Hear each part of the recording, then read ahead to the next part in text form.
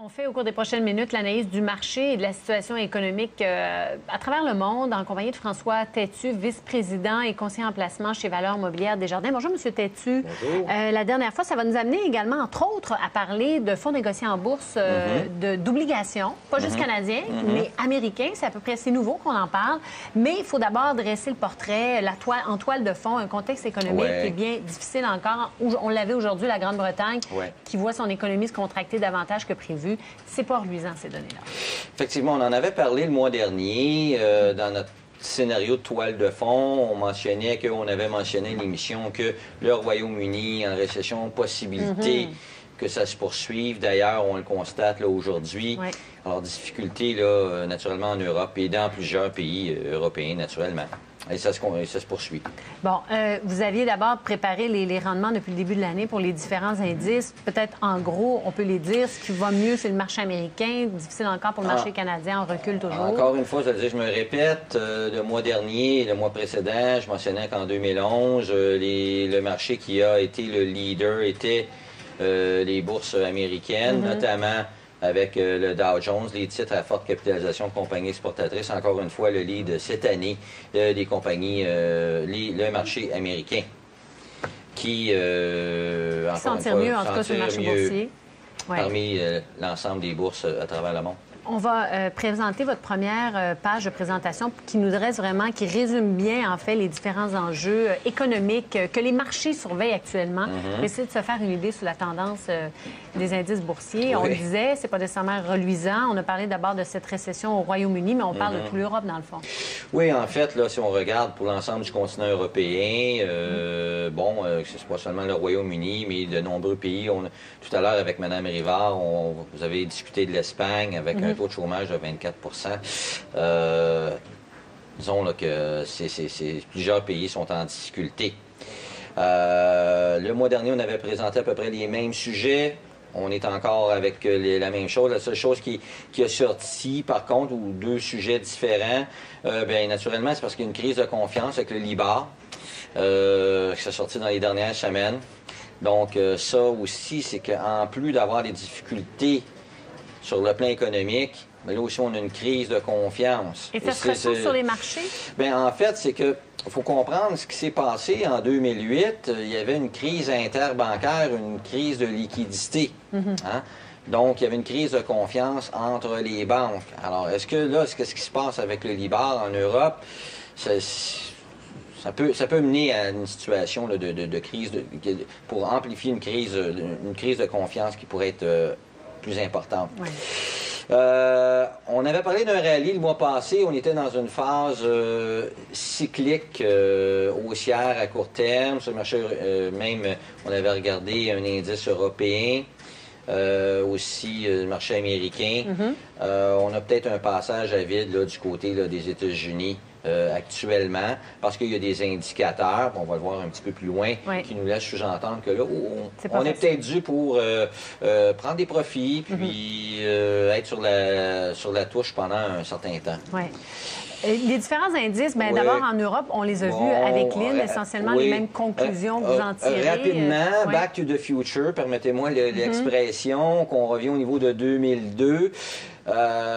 Donc, un bear market ou un marché baissier séculaire qu'on appelle. Et habituellement, les marchés baissiers séculaires, et même si je reviens vous visiter dans un mois ou deux, on va être encore en marché baissier séculaire. Un marché baissier séculaire peut varier. Ça peut être 12 ans, 15 ans, 17 ans. On l'ignore.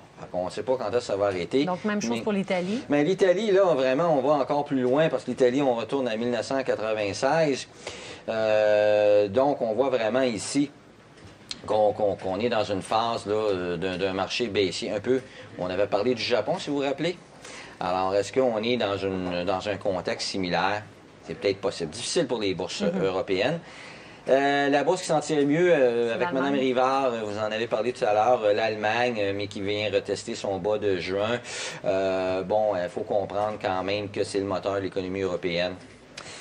Je vous avais par contre mentionné qu'éventuellement, vous avez des compagnies européennes qui pourraient être intéressantes. Je n'avais pas dit d'acheter, mais il faudra peut-être regarder, que ce soit à l'automne ou au printemps prochain, vous avez des compagnies qui ont fortement corrigé, qui sont présents à travers le monde et donc qui ne dépendent pas juste de cette économie chancelante en Europe. Effectivement. Ouais. Donc ça serait à suivre. Bon, marché américain, un indicateur, entre autres, c'est de regarder comment va le secteur du transport. Du transport, d'ailleurs, si on regarde, et c'est pour ça que je mentionnais qu'on est peut-être en phase corrective du côté du marché américain, malgré le fait qu'on est neutre aujourd'hui. Et le Dow, au niveau du transport, est un indicateur, parmi tant d'autres, un indicateur précurseur qu'on appelle. Mais aussi, c'est que vous avez le camionnage, mais vous avez aussi le transport aérien. Alors, il faut regarder le transport aérien aussi. On regarde que dans ce secteur-là, vous avez des correctifs. Vous avez également, des compagnies comme FedEx, UPS. Je crois que ce matin, là, UPS hier, revu à la baisse ses prévisions. Revu à la baisse ses prévisions. Oui. Donc, moins d'activité économique. On voit vraiment qu'on a peut-être un passage à vide plus difficile. Autre élément, par contre, ça ne veut pas dire qu'il n'y a rien à faire. Ce qu'on a noté depuis octobre, depuis l'automne 2011, c'est que souvent, nous, au Québec, au Canada, les gens ont vraiment une forte concentration d'investissement au Canada. On le voit dans les banques canadiennes, dans les fonds d'action canadiennes. On aime nos compagnies québécoises, canadiennes.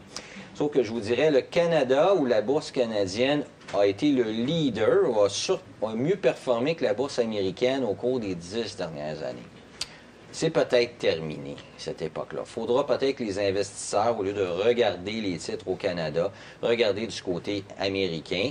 Donc, juste pour vous faire une aparté, le Dow en octobre, d'octobre à juillet, a progressé de 16 j'arrondis.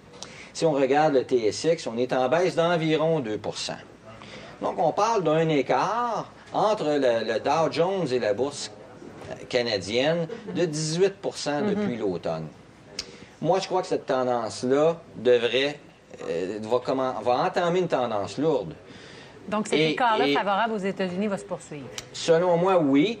Parce que dans notre toile de fond, comme on a vu au départ, dans notre première acétate, on parle quand même d'un certain ralentissement au niveau de la Chine, donc moins d'importation de matières premières. Et le Canada, on sait que fortement exposé aux matières premières. D'ailleurs, on a vu Tech quand même ce matin, là, Tech quand même corrigé fortement d'environ 8 ou 9 TCK, oui. Donc, les résultats pour rendez-vous. Donc, et ça, c'est un baromètre de l'économie tech. Alors, il faut regarder l'exposition aux ressources. L'exposition aux ressources. L'économie dans son ensemble, mais je veux dire, face à la demande des ressources au Canada. Effectivement. Le temps file, il nous reste environ 2 minutes, mais je voudrais qu'on ait le temps de parler de vos recommandations de fonds négociés en bourse. Je vais tout de suite me rendre à cette page-là. Évidemment, on en parle souvent pour le marché canadien, mais moins souvent pour le marché américain. Et il y a de nouveaux indices, de nouveaux fonds négociés en bourse que vous nous suggérez. Donc, en 1 minute 30, là, on voit le XCB, qui est un fonds d'obligations corporatives au Canada. Donc, pour vous, de prendre un peu plus de risques dans un fonds d'obligations corporatives, ça peut être opportun pour sa partie revenu fixe? Oui, bon, en fait, là, c'est que dans la constitution d'un portefeuille, ça prend quand même des titres revus dans un contexte de marché séculaire baissier où c'est difficile de faire des rendements ou avoir une progression ou de la croissance. Donc, au moins d'avoir une base dans du revenu d'intérêt. Qui rapporte 3,8 3,8 dans un contexte de taux faible.